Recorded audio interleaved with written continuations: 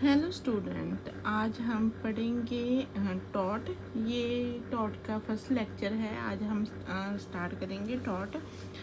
Basically कोई भी law होगा जो तो समझ आ जाए वो बहुत आसान होता है, और जो ना समझ आए तो वो बहुत टफ होता है। तो टॉट अगर समझ के करोगे, समझोगे तो ये बहुत आसान है। तो चलो, इसको समझने के लिए आज हम स्टार्ट करते हैं टॉट का लेक्चर नंबर 1। तो बेसिकली सबसे पहले क्या होता है कि टॉट है क्या, तो कैसे इसको क्राइम से या इसको कॉन्ट्रैक्ट से हम अलग करते हैं। तो ये सारी चीज़ें आज हम इस लेक्चर में कवर करेंगे। तो सबसे पहले इसके बेसिक मीनिंग के बारे में जानते हैं। टॉट क्या है? जैसे कि यहाँ इस बुक में लिखा हुआ है, many legal right are provided to an individual under the law and remedies are also provided to protect these rights. ठीक है, जैसे हर एक के लीगल राइट हैं, अगर वो वायलेट करता है कोई, जहाँ हम ये बोल सकते हैं वो लीगल राइट को प्रोटेक्ट करने के लिए जो रेमेडी अवेलेबल है, तो ये सारा टॉट में आता है। ठीक है, इसको one by one line wise समझते हैं। Many legal rights are provided to an individual under law and remedies are also provided to protect these rights. जैसे लॉ के अंदर हर एक पर्सन को कुछ राइट्स दिए गए हैं, और उन राइट्स को प्रोटेक्ट करने के लिए कुछ रेमडीज अवेलेबल हैं। ठीक है, तो वो बेसिकली वही मेन राइट्स होते हैं। अगर हम बोल देते हैं किसी को राइट तो दे दिया, अगर वो राइट उसको वायलेट होता है, कोई डिस्टर्ब करता है उसके राइट को, लेकिन उसके रिगार्डिंग कोई रेमेडी नहीं है, तो फिर वो मीनिंगलेस हो जाती है ना वो चीज़। तो सारी ये है लॉ ऑफ टॉट। When the rights of individual are remedy are punishing activity are done as remedy. ठीक है, in this series there is one more leaf of compensation under the law of tort. In such case legal right of individual are exploited. It is them of law of tort. ठीक है, जैसे किसी का कोई right violate होता है तो वो कोर्ट में जाता है। कौन सी कोर्ट में? सिविल कोर्ट में जाएगा, और वहाँ पे उसको रेमेडीज अवेलेबल होगी, तो उसको कॉम्पनसेशन देंगे। ठीक है, ये सारा क्या है? लॉ ऑफ टॉट है। तो हम देखते हैं कि टॉट का जो ओरिजिन है वो क्या है। Taught is a word of French origin, in English it is called wrong. Mean taught का मतलब है, मीनिंग क्या है? Wrong. And in Roman as डेलिसिट, the word taught is originated from the Latin word Tatum which means क्राइमफुल conduct. ठीक है, इसकी एक दो हम डेफिनेशंस देख लेते हैं। जैसे विनफील्ड ने बोला है कि taught liability arise from the breach of a duty primarily fixed by law. This duty is towards the person general, and its breach is reasonably redressable by an action for the unliquidated damage. Unliquidated damage क्या है?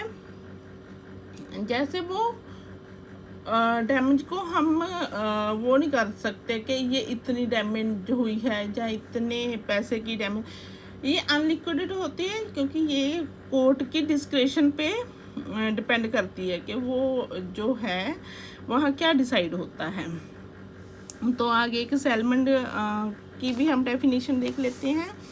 A tort is a civil wrong for which the remedy is an action for unliquidated damage and which is not exclusively the breach of a contract or the breach of a trust or a breach of other merely equitable obligation.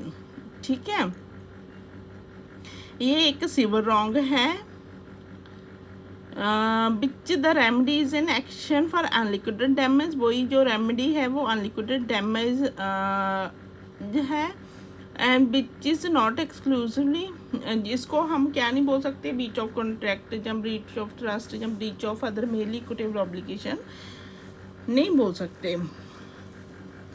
तो जैसे ये एक last में ये definition है, इसमें क्या है, a tort is a wrong, ये किसकी, क्लार्क एंड लिंसेल की। A tort is a wrong independent of contract for which the appropriate remedy is a common law action. These are essential ingredient. इसके according क्या essential ingredient है, tort एक civil wrong है, जैसे कि हमने, क्योंकि ये बेसिकली क्राइम नहीं, क्रिमिनल नहीं है, ये सिविल रॉन्ग है, इसलिए इसका केस भी कहाँ फाइल होगा, सिविल कोर्ट में। ये किससे डिफरेंट है, ब्रीच ऑफ कॉन्ट्रैक्ट से और ब्रीच ऑफ ट्रस्ट और इक्विटेबल ऑब्लिगेशंस में, जिसका सेकंड इंग्रेडिएंट है। थर्ड क्या है, tortious responsibility originate from the breach of duty primary fixed by law, जो लॉ ने फिक्स की हुई है ड्यूटी उसका ब्रीच होता है। इसको हम एग्जांपल से समझें, जैसे किसी का वोट पाने का, वोट डालने का अधिकार है, मतदान करने का अधिकार है, अगर कोई उसको मतदान नहीं करने दे रहा तो उसकी क्या ड्यूटी जो है उसकी डिस्टर्ब हो रही है, जिसकी लीगल राइट है वो डिस्टर्ब हो रहा है। Legal duties and liabilities are towards person generally, ठीक है, legal duties and liability are towards person generally. A suit is to be instituted for its remedy in the form of unliquidated damage, unliquidated damage के लिए का suit file किया जा सकता है। Right of institute suit for damage arise from the breach of suit, right of institute suit पर damage arise from the breach of such legal duties and liability, वही right of right है suit file करने का। अब हम इसको देखते हैं अदर वर्ड्स में इसके क्या एसेंशियल पार्ट्स हैं, टॉर्ट के क्या एसेंशियल पार्ट्स होते हैं। रॉन्गफुल एक्ट मीन्स कोई भी रॉन्गफुल एक्ट होगा जब कोई wrongful act करेगा। The first essential element of tort is doing wrongful act, that is a breach of duty primarily fixed by law by a person. When someone breach duty primarily fixed by law, then there is the violation of someone's right. The violation of the rights is wrongful act and it is a tort. वही वो क्या होगा, अगर कोई wrongful act करता है तो wrongful जो एक्ट करता है वो दूसरे के लिए क्या टॉर्ट क्रिएट कर रहा है। It is necessary that these rights must be legal right, ये राइट कौन से राइट होने चाहिए, legal right. And the violation of these rights, violation of these rights is tort. According to Austin, the legal right means rights provided to a person by law and these rights are available against the whole world. मतलब law ने उसको provide किए हैं तो वो against whole world में available हैं उसके लिए वो राइट्स। लीगल डैमेज होना भी जरूरी है। The another essential element of tort is legal damage. Any act of individual is considered tort only when it creates legal damage to another person. It is neither economical nor actual damage. मतलब कोई actual damage होना ज़रूरी नहीं है और ना ही कोई economical damage होना ज़रूरी है। इसमें मीन्स कोई पैसे पूसे की डैमेज ना भी हो उसको, जैसे मैंने पीछे एक एग्जांपल बताई थी, जैसे मतदान का उसको कोई डैमेज नहीं हुआ, सिर्फ उसका अधिकार है जो लीगल राइट है वो वायलेट हुआ है, ठीक है, लीगल डैमेज हुई है मीन्स उसको। Legal damage means violation of one's legal rights. It is not compulsory that there must be some economical और actual damage. In other words the violation of one's legal right is legal damage. It is based on maximum इन्फूरिया साइन डैम, ठीक है। इसमें ये case बताया हुआ पढ़ लेते हैं। This relation the case of Ashby versus White, it is a good example. In this case the appellant had the right to cast voting, ये वही वाली वोट वाली है, इलेक्शन वाली है ना, but he was prohibited by to voting. Though the candidate of appellant won the election, but it was declared as violation of right of appellant. देखो उसको लीगल डैमेज हुआ है. Right to file a suit against damage, तो उसको क्या है, उसको right होना चाहिए सूट फाइल करने का. The third essential element of taught is a right to file a suit against damage. It is based on UP just CBA radium maximum. In this case, ratify this element. The Chief Justice Howlett said that if a person is given right, then there should be remedy to protect such rights. Rights and remedies are in succession to each other. Rights are meaningless in absence of remedy. अगर किसी को right है, अगर वो suit file ही नहीं कर सकता तो वो राइट नहीं हुआ, तो वो राइट होगा, वो मीनिंगलेस होगा. इसलिए सूट फाइल करने का राइट होगा टॉट में. तो आगे इसके ये अगर आपने पढ़ना होगा स्क्रीनशॉट लेके इसको पढ़ लो, ठीक है. आगे हम डिफरेंस देखते हैं बिटवीन टॉट and breach of contract. Taught क्या होता है, लीगल राइट होता है, इसके लिए किसी कॉन्ट्रैक्ट की ज़रूरत नहीं है, उसको लॉ ने प्रोवाइड किया होता है लीगल राइट, ठीक है. और कॉन्ट्रैक्ट है ये दो पर्सनल इंडिविजुअल के बीच में या कंपनीज के बीच में, मतलब दो पर्सन के बीच में होता है कॉन्ट्रैक्ट. इसलिए इसके डिफरेंस हम ऐसे देखते हैं. इन टॉट and individual violate the rule which are primarily fixed by law, whereas in breach of contract one party violate the conditions which are declared by the both the party. जैसे उनके बीच जो contract हुआ था उनकी कोई condition violet हुई है तो वो ब्रीच ऑफ कॉन्ट्रैक्ट होता है. लेकिन टॉट में कोई दोनों के बीच में कोई एग्रीमेंट नहीं हुआ, उसकी कोई कंडीशन वायलेट नहीं हुई है, उसका लीगल राइट है जो वो वायलेट हुआ है. सेकंड है अ टॉट is a violation of right in a rem, ठीक है, of right based in public at large, where is in breach of contract right in person means violate. वही ना, वो बेसिकली जो कॉन्ट्रैक्ट की पार्टीज हैं उनका बिटवीन जो भी कंडीशन वायलेट होगी तो बिटवीन उनके राइट वायलेट हो जाएंगे. लेकिन जो ये है टॉट में उसका लीगल राइट है जो हर जगह है, वो हर किसी के अगेंस्ट अगर कोई भी उसको वायलेट करता है तो उसको बोलते हैं राइट इन रेम. इन टॉट suit is filed for liquidated damage, whereas in breach of contract suit is filed for determine damage.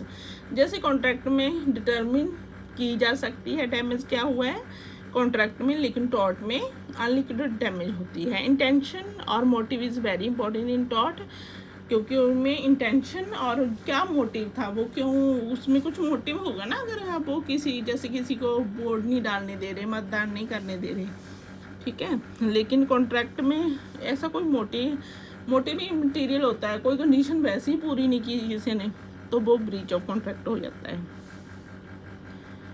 The object of damage in taught is punitive, whereas it is in the breach of contract compensatory.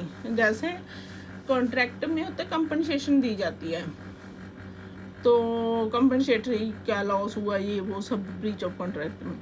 लेकिन taught में क्या होता है, वो दंडकारी होता है. Punitive means दंडकारी, जो भी डैमेज होती है ना. The object of damage in taught is a punitive, ठीक है. ये हैं कुछ केस हैं, ये अगर आपने ये देखो स्क्रीनशॉट लेके पढ़ने होगी तो पढ़ लेना. आगे हम पढ़ते हैं डिफरेंस बिटवीन टॉट एंड क्राइम.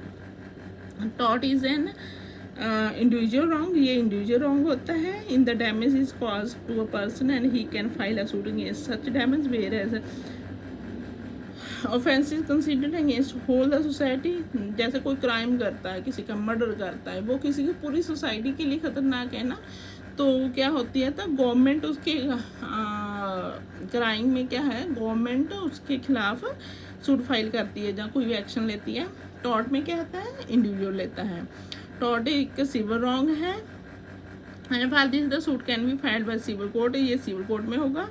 और क्या है, अगर क्राइम करता है, वो कोई ऑफेंस करता है, वो पनिशेबल ऑफेंस होगा और वो क्रिमिनल कोर्ट में होगा. प्रोसीडिंग आर डन फॉर टॉट in civil code, whereas proceedings कहाँ डन होंगी, सिविल कोड में, और prosecution done in penal code में, वही है। द मेन ऑब्जेक्टिव ऑफ टॉट is compensate the agreed party. और उसको बेसिकली उसका ऑब्जेक्ट टॉट में क्या है, कंपनसेट करना एग्रीड पार्टी को, जिसने रॉन्ग किया है, रॉन्ग डूअर किया है, जो रॉन्ग डूअर है पार्टी। जबकि क्राइम के मैटर में क्या है कि क्राइम से प्रिवेंट करना किसी भी सोसाइटी को, कि वो क्राइम और फैल ना जाए, और कल्प्रिट को सज़ा दिलानी। ठीक है, चलो स्टूडेंट, आज का लेक्चर ख़त्म हुआ। Thank you.